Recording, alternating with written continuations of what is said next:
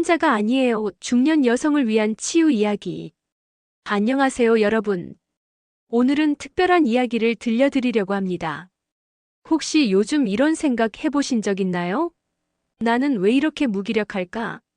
예전에 나는 어디로 갔을까? 아침에 일어나기도 힘들고, 뭘 해도 재미없고, 사람들 만나기도 싫어지는 그런 날들이 계속되고 있다면, 당신은 혼자가 아닙니다.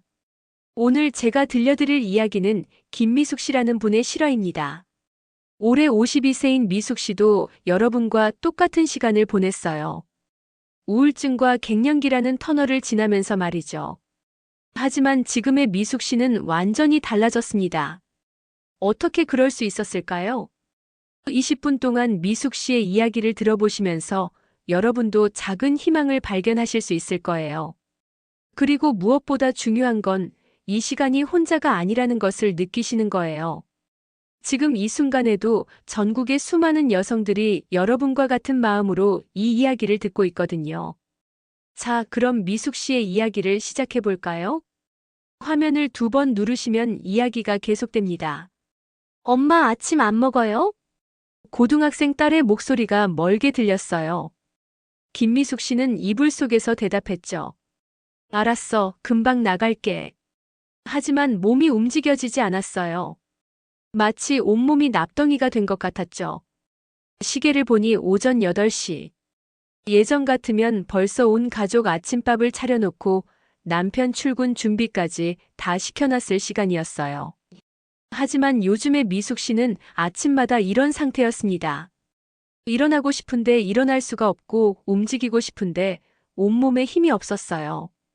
여보, 나 먼저 나가요.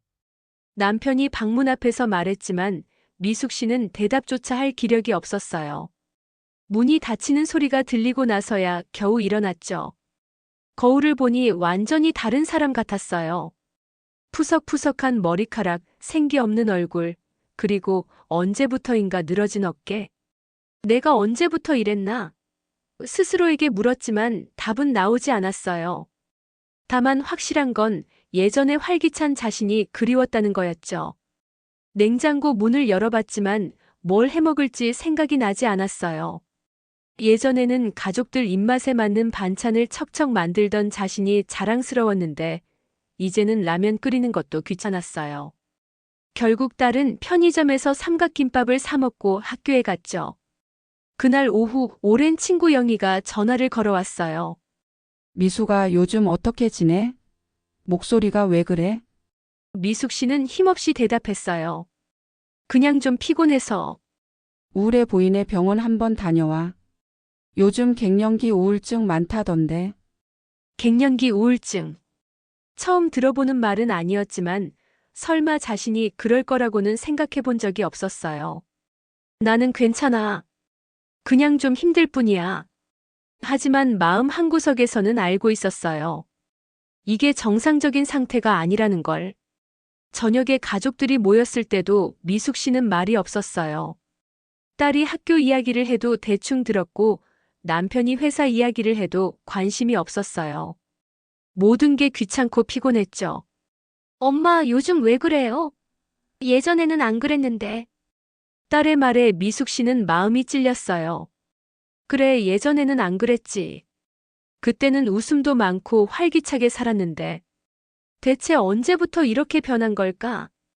그날 밤 미숙 씨는 침대에 누워 천장을 바라보며 생각했어요. 나는 왜 이렇게 살고 있을까? 가족을 위해서라고 하지만 정작 나는 어디 있는 거지? 눈물이 흘러내렸지만 닿지도 않았어요. 울 힘조차 없었거든요. 결국 일주일 후 미숙 씨는 병원을 찾았어요. 더 이상 이 상태로는 살 수 없다는 생각이 들었거든요. 정신건강의학과. 간판을 보는 것만으로도 마음이 무거웠어요. 내가 정말 여기까지 와야 하나? 하지만 용기를 내어 문을 열었죠. 상담실에서 만난 김 선생님은 따뜻한 미소로 미숙 씨를 맞이했어요. 어떤 것 때문에 오셨어요? 미숙 씨는 천천히 자신의 상황을 설명했어요. 아침에 일어나기 힘든 것, 모든 게 귀찮고 재미없는 것, 가족들과도 소통이 안 되는 것. 말하다 보니 눈물이 났어요. 언제부터 이런 증상이 시작되셨나요? 정확히는 모르겠어요. 아마 생리가 불규칙해지면서부터인 것 같아요. 1년 정도 됐을까요? 김 선생님은 고개를 끄덕였어요. 미숙 씨, 혹시 갱년기라는 말 들어보셨죠? 여성 호르몬이 급격히 감소하면서 몸과 마음에 많은 변화가 생깁니다. 우울감, 무기력감, 짜증, 불면증. 이런 증상들이 나타날 수 있어요. 그럼 이게 다 호르몬 때문이라는 거예요? 부분적으로는 그렇죠. 하지만 그것만이 아니에요. 중년 여성들은 보통 이 시기에 많은 변화를 겪거든요. 아이들이 독립하면서 오는 공허감, 부모님 건강 걱정, 자신의 노화에 대한 두려움. 이런 것들이 복합적으로 작용해요. 미숙 씨는 선생님의 말을 듣고 있으니 조금 안심이 되었어요. 자신만 이상한 게 아니라는 생각이 들었거든요. 선생님, 그럼 나아질 수 있나요? 물론이죠. 다만 시간이 필요해요. 약물 치료와 함께 생활 패턴을 조금씩 바꿔나가는 게 중요합니다. 그날 미숙 씨는 가벼운 항우울제 처방을 받았어요. 그리고 숙제 하나를 받았죠. 매일 30분씩 산책하기, 그리고 자신만을 위한 시간 하루에 1시간씩 만들기. 집에 돌아와서 남편에게 병원 이야기를 했어요. 여보, 나 갱년기 우울증이래. 남편은 잠시 놀란 표정을 지었다가 말했어요. 그럼 치료받으면 되지 뭐. 힘들었구나 미안해 몰랐어. 그 말 한마디에 미숙 씨는 또 눈물이 났어요. 하지만 이번에는 슬픈 눈물이 아니었어요. 누군가 자신을 이해해준다는 안도감의 눈물이었죠. 딸에게도 이야기했어요. 엄마가 요즘 좀 아팠어. 그래서 너한테 신경을 잘 못 써줬지. 미안해. 엄마 괜찮아요. 저도 사실 걱정했어요. 엄마가 아픈 줄 알았는데 다행이에요. 그날 밤 미숙 씨는 오랜만에 편안하게 잠들 수 있었어요. 완전히 나은 건 아니지만 이제 뭔가 시작할 수 있을 것 같다는 희망이 생겼거든요. 다음 날부터 미숙 씨는 작은 실천을 시작했어요. 우선 매일 아침 30분 산책부터였죠. 처음에는 정말 억지로 나갔어요. 몸이 무겁고 귀찮았거든요. 하지만 며칠 지나니 조금씩 달라지기 시작했어요. 산책 코스에서 만난 이웃 할머니가 말을 걸어왔어요. 젊은 분이 매일 산책하시네요. 부지런하세요. 네, 건강 때문에 시작했어요. 좋은 일이에요. 저도 20년째 매일 나오는데 이만큼 건강한 비결이 산책이거든요. 할머니와 이야기를 나누다 보니 기분이 조금 좋아졌어요. 집에만 있을 때는 느끼지 못했던 작은 즐거움이었죠. 공원에 피어 있는 꽃들, 아침 햇살의 따뜻함, 새들의 지저김. 이런 것들이 눈에 들어오기 시작했어요. 일주일 후 미숙 씨는 또 다른 도전을 해봤어요. 예전에 좋아했던 요리를 다시 시작한 거였죠. 가족들을 위해서가 아니라 자신이 먹고 싶어서 만드는 요리였어요. 오늘은 뭘 해 먹을까?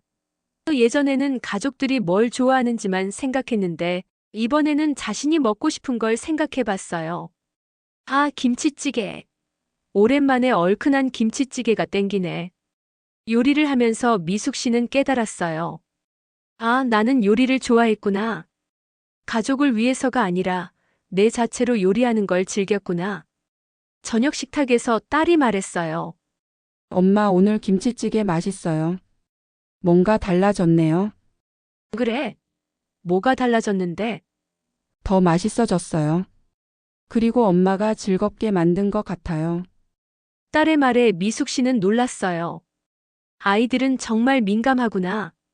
엄마의 마음까지 느끼고 있었구나. 2주차부터는 미숙 씨만의 시간을 만들기 시작했어요. 오후 2시부터 3시까지는 완전히 자신만의 시간이었죠. 처음에는 뭘 해야 할지 몰랐어요. 20년 넘게 가족을 위해서만 살다 보니 자신이 진짜 뭘 좋아하는지 모르겠더라고요. 그래서 일단 책부터 읽어보기로 했어요. 결혼 전에 좋아했던 소설을 도서관에서 빌려왔죠. 82년생 김지영이라는 책이었어요. 읽어보니 너무 공감되는 내용이 많았어요. 아, 나만 이런 게 아니구나. 많은 여성들이 이런 생각을 하며 살고 있구나. 책을 읽으면서 미숙 씨는 위로를 받았어요. 혼자가 아니라는 느낌이었죠. 3주 차에는 더 큰 변화가 있었어요. 오랜 친구 영희가 제안한 문화센터 수업에 등록한 거였어요. 도자기 만들기 어때? 나도 등록했거든. 처음에는 망설였지만 용기를 내어 신청했죠. 첫 수업날 미숙 씨는 긴장했어요. 다른 사람들과 어울릴 수 있을까 걱정이 되었거든요. 하지만 막상 가보니 비슷한 또래의 여성들이 많았어요. 그리고 다들 처음 도전하는 것이라 서로 어색해하면서도 재미있어 했죠. 선생님, 이렇게 하는 게 맞나요? 네, 좋아요. 처음 치고는 정말 잘하시네요. 선생님의 칭찬에 미숙 씨는 얼굴이 빨개졌어요. 언제 마지막으로 칭찬을 들어봤는지 기억이 나지 않았거든요. 한 달이 지나자 미숙 씨에게는 확실한 변화가 있었어요. 우선 아침에 일어나는 게 훨씬 수월해졌어요. 산책 약속이 있고 도자기 수업이 있고 자신만의 시간이 있으니까 하루가 기대되기 시작한 거죠. 무엇보다 가장 큰 변화는 마음이었어요. 나도 소중한 사람이구나라는 생각이 들기 시작한 거였죠. 20년 넘게 엄마 아내로만 살면서 자신을 잃어버렸는데 이제 김미숙이라는 한 사람으로서의 자신을 되찾은 기분이었어요. 도자기 수업에서 만난 친구들과도 친해졌어요. 우리 다음 주에 전시회 보러 갈까요? 좋아요. 오랜만에 문화생활이네요. 이런 대화를 나누는 자신이 새로웠어요. 남편도 변화를 느꼈나 봐요. 여보, 요즘 많이 밝아졌네. 예전에 당신 같아. 그래요? 저도 그런 것 같아요. 나 자신을 찾아가고 있는 것 같아요. 딸도 변화를 알아봤어요. 엄마, 요즘 정말 달라졌어요. 예전처럼 활기차고 재미있어졌어요. 그리고 더 예뻐진 것 같아요. 정말 딸이 그렇게 말해주니까 기분 좋네. 사실 미숙 씨 자신도 느꼈어요. 거울을 볼 때마다 눈빛이 달라져 있었거든요. 생기가 돌아왔고 웃음도 많아졌어요. 어느 날 도자기 수업에서 첫 작품이 완성되었어요. 작지만 예쁜 머그컵이었죠. 와, 정말 예쁘다. 이걸 내가 만들었다니 믿어지지 않네. 그 머그컵을 보면서 미숙 씨는 깨달았어요. 나도 뭔가를 만들어낼 수 있는 사람이구나.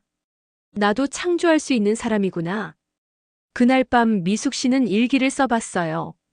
오랜만에 자신의 마음을 글로 표현해 본 거였죠.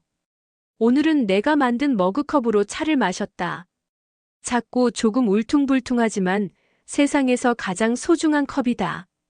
내 손으로 만들었기 때문이다.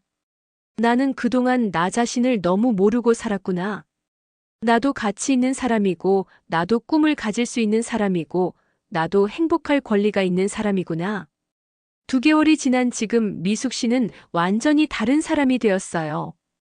우울증 약도 점점 줄여나가고 있고 매일이 활기차요. 무엇보다 자신을 사랑하게 되었어요. 여러분, 김미숙 씨의 이야기는 여기서 끝입니다. 하지만 여러분의 이야기는 지금부터 시작이에요. 혹시 지금 우울하고 무기력한 시간을 보내고 계신가요? 괜찮아요. 그건 병이에요. 부끄러운 게 아니라 치료받을 수 있는 병이에요. 그리고 무엇보다 여러분은 혼자가 아니에요. 전국의 수많은 중년 여성들이 지금 이 순간에도 같은 마음으로 살고 있어요. 그리고 그중 많은 분들이 미숙 씨처럼 다시 일어나고 있어요. 작은 것부터 시작해보세요. 매일 30분 산책, 자신만을 위한 1시간, 새로운 취미 하나. 이런 작은 변화들이 모여서 큰 변화를 만들어내거든요. 그리고 기억하세요. 여러분은 소중한 사람이에요. 엄마로서, 아내로서가 아니라 바로 여러분 자체로 소중한 사람이에요. 여러분도 행복할 권리가 있고, 꿈을 꿀 권리가 있고, 자신을 사랑할 권리가 있어요. 오늘 이 이야기가 여러분에게 작은 희망이 되었기를 바라요. 그리고 혹시 주변에 힘들어하시는 분이 있다면 이 이야기를 공유해 주세요. 여러분은 혼자가 아니에요. 우리 모두 함께하고 있어요. 댓글로 여러분의 이야기도 들려주세요. 구독과 좋아요도 눌러주시고요. 다음에 또 좋은 이야기로 만나 뵙겠습니다. 감사합니다.